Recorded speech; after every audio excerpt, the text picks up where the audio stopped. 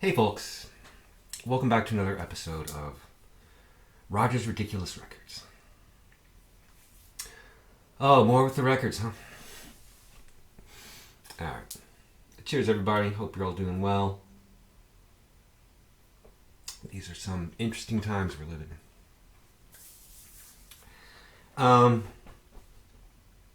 Records, yes. So, I'm going to show you some pre-loved, used records, antiques, if you will. Last video was new records I picked up in the last few months. These are going to be the used records. And let's just get started. With a real nice one right here. Il Gruppo, The Private Sea of Dreams. U.S. RCA copy from 1967. An original. It was still sealed. And I paid, it was a good price on this. And, I think this has been reissued recently. This is a wild record. I mean, I don't know what RCA was thinking with this. You know, the psychedelic cover and this, like, through a kaleidoscope and sound. And, it's Mario Bertoncini, Franco and God, I'm just going to murder these names. Ennio Morricone, anyway, was the main kind of guy, and Il Gruppo, the group. They made a bunch of records in Italy for RCA, and this is the only one that was ever released in the U.S. Summer of Love in 1967. And this is just wild. Frederick Rzewski's on this.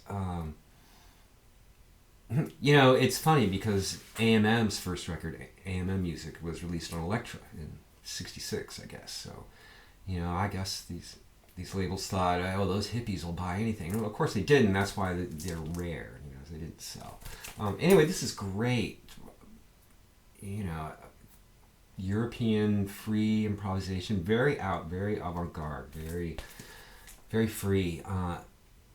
Excellent. I mean, yeah, fans of AMM would know what to expect. This was just a tremendous find, and nothing else is nearly that exciting, so you can probably just turn off the video right now. Are you still with me? This was also still sealed. Joyful Noise. Another RCA from 1968.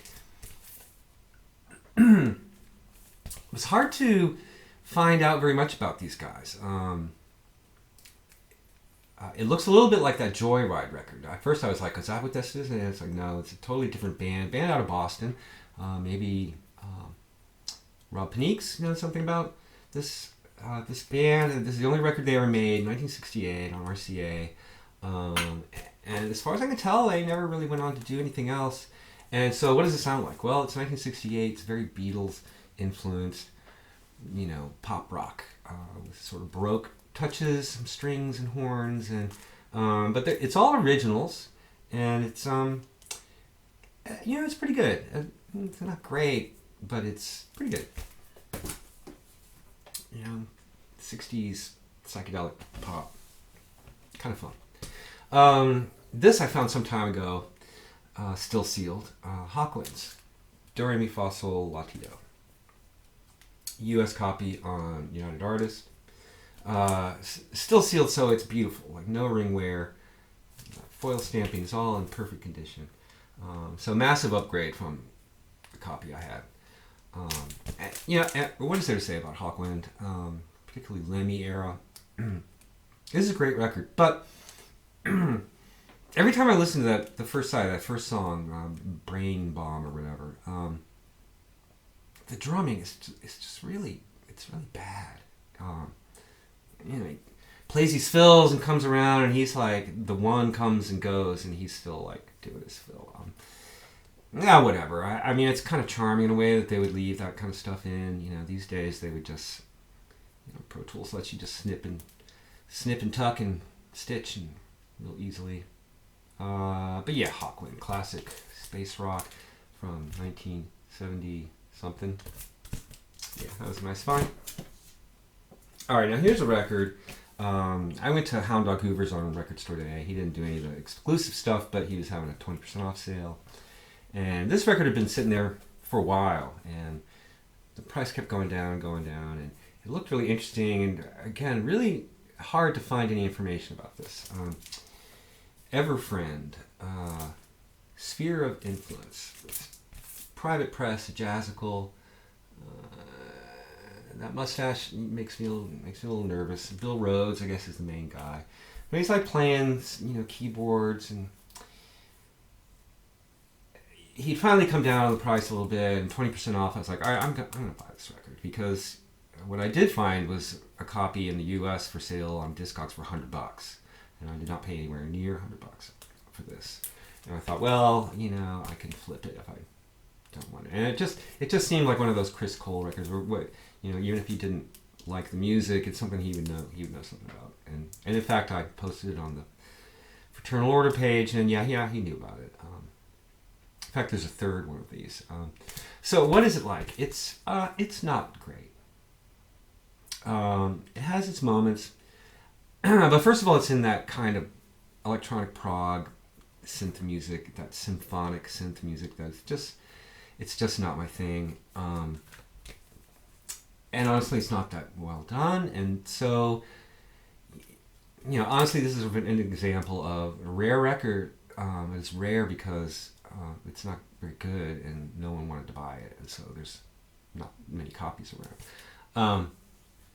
Guy on the Facebook group expressed some interest in it, who's like way into like prog and the kind of prog and stuff that I'm not really into. So we might work out a trade or something on this. I couldn't just leave $100 record sitting there when I could get it for like 20. So I try not to be a mercenary when it comes to records, but it's like every time I go in there and I see this weird record and I'm like, and the price is going down, and I just thought, okay, for another 20%, sold, even if I don't like it, which I don't. So it goes. Cheers. Alright, I'm trying not to make a hugely long video. This was a nice find. This is library music. That cover grabbed me right away with the modular synth and the patch chords and all that. So this is electronic production music by Andrew Thompson out of the Jandy Music Company, Toronto, Ontario, Canada. So Canadian library music. Side A is 17 60-second musical backgrounds. Side B is 13 30-second musical backgrounds. 28 short logos, stings, and effects. So, literally this is production music. And it's, if you like synthesizer music and library music, this is cool. This has some really wild sounds and great little, you know what I mean? It's, very cool. I found that tucked away in like the, easy listening section of the record store. I like when that happens. Alright, this is pretty cool. Some jazz. The Elvin Jones Trio, putting it together. His first solo album on Blue Note after John Coltrane died. So this is from 1968 with Jimmy Garrison, who's also in Coltrane's last quartet, or long time member of Coltrane's group, and the young Joe Farrell on tenor sax, soprano sax, and flute. This is not an original 68 pressing. This is a 70s Blue Label Blue Note, but that's okay. This is a good record. My only criticism is, the drum solos, but hey, it's Elvin Jones, it's his record, and of course he's going to play drum solos. But and Joe Farrell sounds great on this. This is really solid. Excellent. Blue Note. All right, here's some 80s jazz. Now these two records, I can't remember if I ever actually owned them or just the folks in the band, people I was hanging out with back in those days.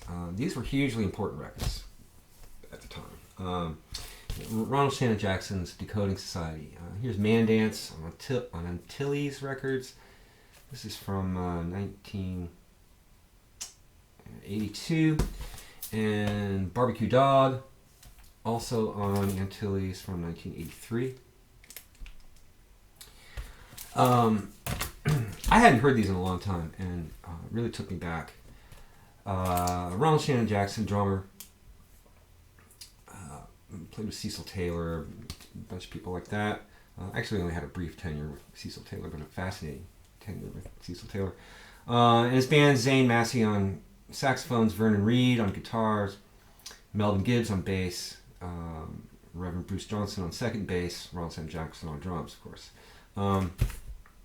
What a killer lineup. Vernon Reed, some of his guitar sound a little dated, but by and large, these two records do not sound terribly dated considering the time period. And the music is just killer. And I guess who I meant to say Ronald Shannon Jackson notably played with was Ornette Coleman, and he brings Ornette Coleman's harmonic funk kind of thing to this band.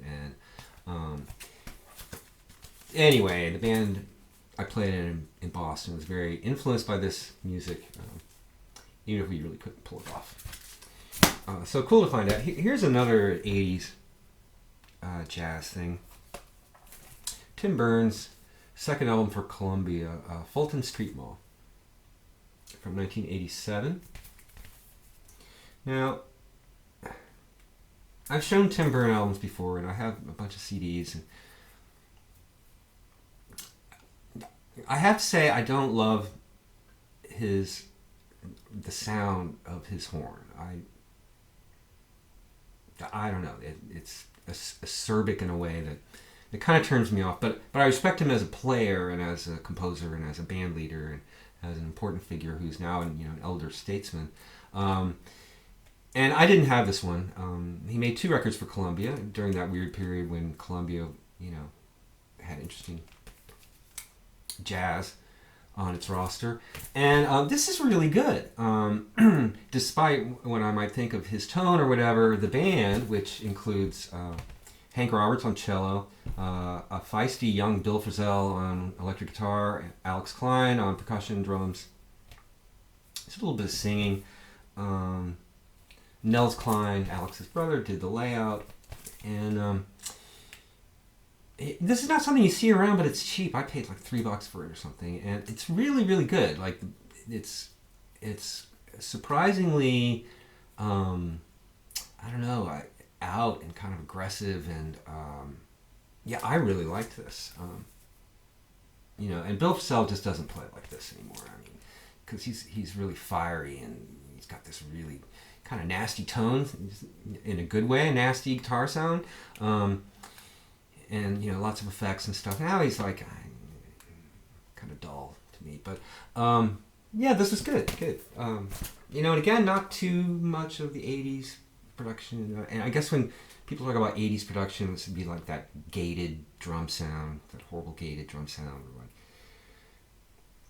that awful Bell electric piano, Yamaha DX7, that kind of thing. Lots of really cheap digital reverb slathered on everything. You know what I mean? So this doesn't really suffer from that too much. I'm yammering too much, but this is really, I was surprised. This is really good.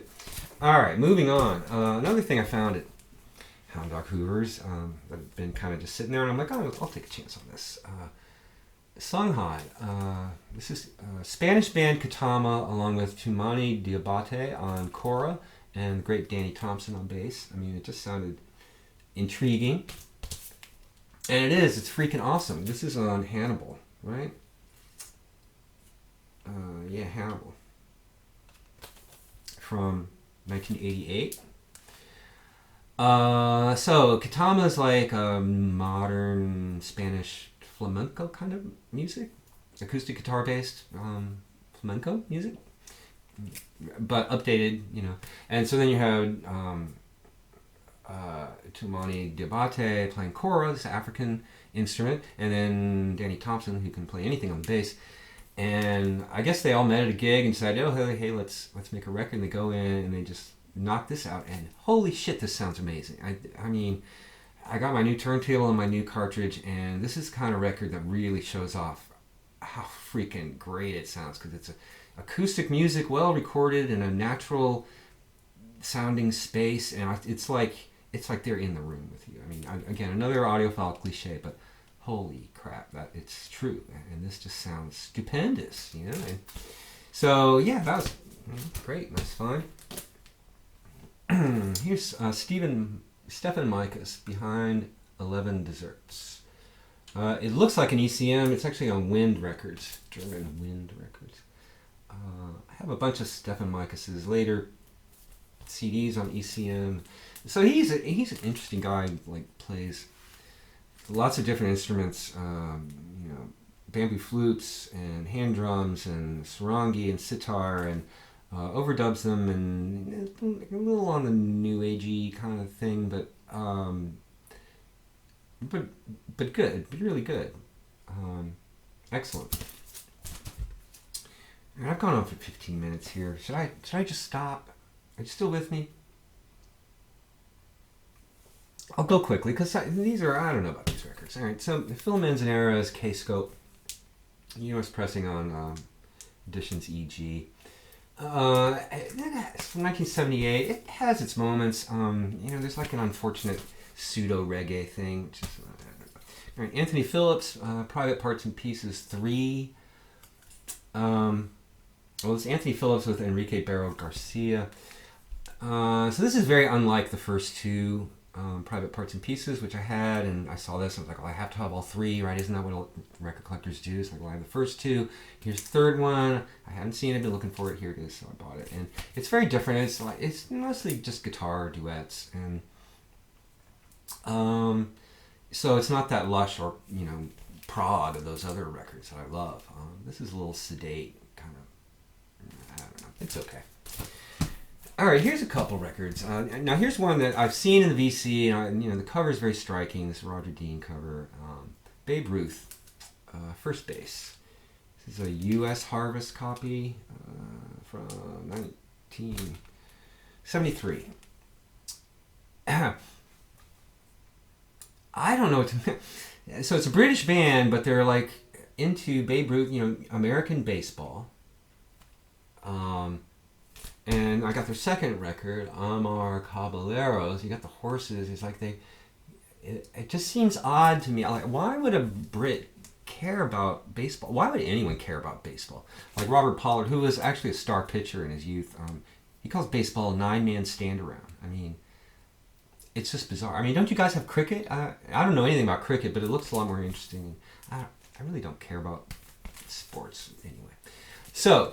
And so this British band, but there's not just the covers, like in the name and stuff have this Americanism. There's lots of, it sounds very American, but it's like the 70s prog. So there's some sharp guitar on here. As usual with these things, the vocals kind of bring it down. But you know, I kind of enjoyed both of them. You know, there are moments. There's moments here. Some flashy guitar playing. Here's another prog record.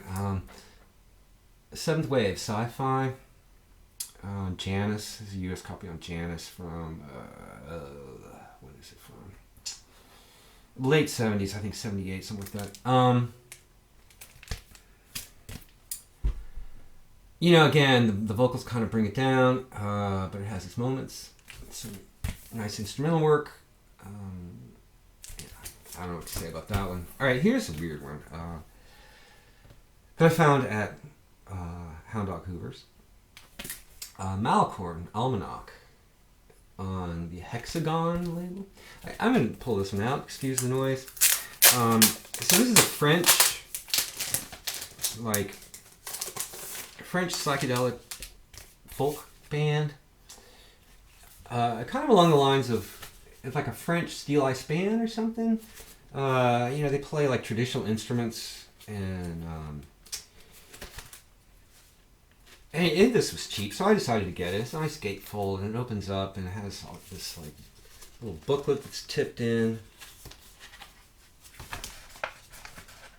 all in French, of course. So I can't read it, but I just thought, you know, it was a charming thing, and you know, I like this kind of 70s psychedelic folk. So you know, the British version anyway, and so here's the French version, and yeah, I might look for some more of their records. I quite like this, you know. And I couldn't understand a word they're saying. All right, here's another thing I found at Hound Dog Hoover's. I just took a chance on it. It was so cheap, and it's pretty good. It's, who is this? This is Lucia Huang, House of Sleeping Beauties, on Private Music from 1985. There she is. So this is kind of hard to describe. It's maybe like modern classical, but maybe with like an art rock kind of element. Really nice record, for a couple bucks. I really, it sounds great. I really liked it. All right, finally, another Hound Dog Hoover's find that was so cheap and, just not the kind of thing you see, and it's just catnip to someone like me. So it's an African record. Well, it's a French African record. Legrand Maestro Fafa de Malakai. Danse Mandat Direct, I think is the title of the album. According to Discogs, it's his last record. Unknown date, late 80s, I think. And I think he's from Nigeria. I'm not exactly sure. Again, I can't find much information about this guy. And so it's late 80s French African music, and it's unfortunately, instead of having real musicians playing the rhythms, it's drum machines. So that's kind of a detraction, but it's the same kind of music and enjoyable. Again, for a couple of bucks, I'm not going to complain. If I don't like it, I'll flip it. All right, that's kind of a motley bunch of records, but that's where we're at, and we're caught up pretty much. I've got another video lined up. It's a label focus, a label I've been frantically trying to get everything on the label. I won't succeed, but I'm getting there, and so that'll be my next video soon. In the meantime, take care, everybody. I'll see you soon.